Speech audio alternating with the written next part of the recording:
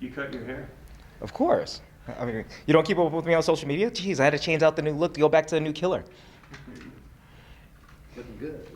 Talk about that new killer, man. Coming this fight, how you feeling? I feel amazing. I want to make sure that I can come in there with a whole new attitude. Came in with the new camp, so the hair had to go and the old look had to come back so I can bring out the same animal instinct that everyone loves to see. It's been about a year since we've seen you, right? So how good does it feel to be coming back now and being able to do it right here? Well, it always feels good to be back in the octagon, but to be able to fight at hometown, I mean, the crowd's going to be all mine, and the only person that's going to have to sit there and worry about anything is Nathaniel Woods, because I'm going to crush him after this fight, and then as soon as he goes to try to party and drown his sorrows with as much alcohol, he might get beat up in the parking lot too.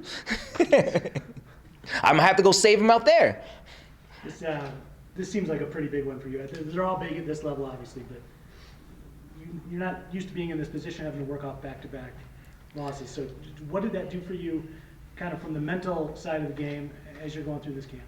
Mentally, it made me realize that I need to go ahead and perform the way that I used to. Mm-hmm. Go back to the same type of training style, having the same people that had my back in the beginning, and just go out there and do what I love to do, and just win. Everyone can sit there and say they love to fight, but I can guarantee you I love winning more than I do fighting. Of course, sure. But did you take anything from the two losses? Obviously, you're fighting two tough guys, but that's all you fought since you've been here. Well, those losses that I had, they were just like kind of up in the air. I fought Jimmy with a horrible performance. Like, I'm disappointed in that one. And then when I went out to fight Peter Yan, same thing. In my head, looking through the fighter's eyes, I thought I won the fight, and then rewatching it through actual eyes, I saw that I lost. So I had to go and make some changes and go out there and beat him up. I know I can hurt everybody in the division, as I proved against Peter Yan, who actually beautifully destroyed Uriah Faber. And I sat there and dropped him, and he was afraid of my power. So he had to go ahead and look for a takedown. It's pretty rare for a pro fighter to look back at something and say, okay, yeah, I lost. But usually in those situations, all you guys are saying, yeah, this is ridiculous, I won that fight. Oh, man, like, I can admit the fact that if I win, I win. If I lose, I lose. Like, there's some fights out there that I know that was hand given to somebody else. Not saying many names like Marlon Moraes, John Lineker, Demetrius Johnson the first time. But, other than that, it's just I want to go out there and perform. I know I should be the champion, and I can go out there and do it. Doesn't matter who's going to stand in front of me. I'm just going to get hit. They called you with Wood's name. What were your thoughts about him and his opponent, kind of what he brings to the table? I was like, Woods? Yeah. Yes!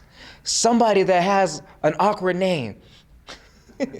I didn't really know too much about him, and then when I started studying him and I actually got to see his progression in the sport, he's done a lot. But we're going to see how fast he can go ahead and recoup with his lungs, with my speed, and also can he handle my power. What do you think of his highly touted prospect status versus your kind of veteran status? Well, it's all in his name. He likes to proclaim that he's going to be a prospect, and I guarantee you he's going to be a prospect for a very long time. I don't ever see him being a champion against me. It seems like, we know you always having fun, but going back and getting back to the old John Dodson, are you having more fun right now, man? Oh, of course. My game plan is go out there and to tickle him.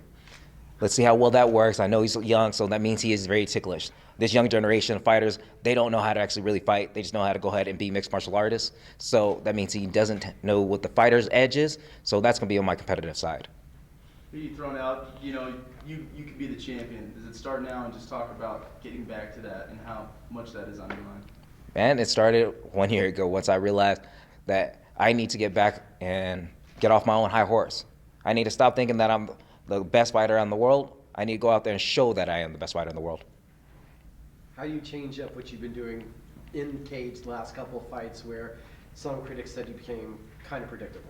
Well, if I'm predictable, then I got to go back to being as creative as I once was. I got to start enjoying those moments that allowed me to go ahead and be as creative and talented as what people saw me before. So I got to do wild, crazy stuff, and hopefully it comes out the way that I want it to.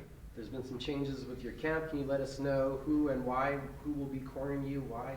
Well, I brought people that are always continuing learning in the sport and love to evolve with me. I brought back one of my favorite sparring partners. He's actually going to be in my corner because he's going to be my coach, Nick Urso. He's been sitting there pushing my game far beyond anything else, and I missed having him in my corner. So this is one of the great times to have him there. Same thing with Jafar, and I brought a new person, Harry St. Ledger, so that I can get my jiu-jitsu game up. I might get a submission, you guys. So is there a new focus? You mentioned a wrestling coach there and a grappling coach, a new focus on that area of your game? No, they just want me to go ahead and reuse some things that I once, well, I just deny. Like, everyone just thinks of me as a striker, and they keep on reminding me that I'm not. Was that something you got to do in practice to bring out all your skills again? Man, they made me wrestle and use my jiu-jitsu, and they kept on reminding me that you are better at those two than striking. How hard was that? Heartbreaking, because I thought I was a phenomenal striker. With the power in these hands, I bestow death and life. I gather you might just be joking about saying that newer fighters aren't real fighters, quote unquote, but like, how do you feel more specifically that's true, and how does that direct it towards Nathaniel? Well, I think that the fact that all of these younger generation fighters want to go ahead and try to learn the whole aspect of fighting in mixed martial arts. So they're trying to intertwine everything all in separate arts, but to be able to go ahead and integrate them as one whole unit, it's going to be very, very different.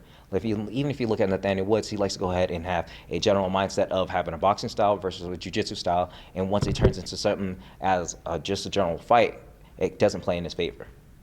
It's only when he can capitalize in a certain situation where he knows his mind can switch into that type of fight. So, oh, shoot, it's jiu-jitsu. Oh, man, now it's back to boxing. Instead of making the intertwining of being able to two, I'm going to mix up way better than he can. So you feel like you have way better connections between your kind of various disciplines that you've learned versus a lot of younger fighters. Of course, I'm like Bruce Lee right now, sitting there telling everybody I'm going to be like water. Whatever I can shape myself into, I'm going to do it right then and there. Having been in the sport a long time, this one came up recently. What would your thoughts be on open scoring? Like open scoring, like they can just say, hey, I think you won the fight. No, like them announcing round by round, putting it out so your coaches could see what the judges actually saw round by round scoring live. I don't know about that, because then I'd be too frustrated and angry, and then wouldn't be too focusing more on the fight at hand. I'll be trying to fight the judges round by round, because I would just tell my opponent, like, hold on. You saw him beating me? What did you see that he did to me that I couldn't do to myself? That was an argument I wonder would come up in the whole open scoring comments. Do you often actually hear feedback from your corner about that? Does your corner tell you if you won the round or not? Oh, all the time. They always tell me if I'm going to get my butt kicked or if I need to step up or if I'm winning. Like, hey, you can pull back the reins a little bit, or you can go ahead and just finish the dude with these few steps. Like, those are the type of things that we always hear in our corners. So if anybody says, oh, no, that my coaches don't ever tell me anything like that, you're lying. We can see it on TV. So the difference is you don't necessarily trust that score from the I guess the people who are judging it, and you would actually want to talk to them. Oh, no. Look, I left it to the judges way too many times, and for me doing that has come out 50-50 for me all the time. It's either been in my favor, and it's been also a kick in the nuts. So I need to take them out of the equation like I once did before and make sure I can just remind myself why I won that fight.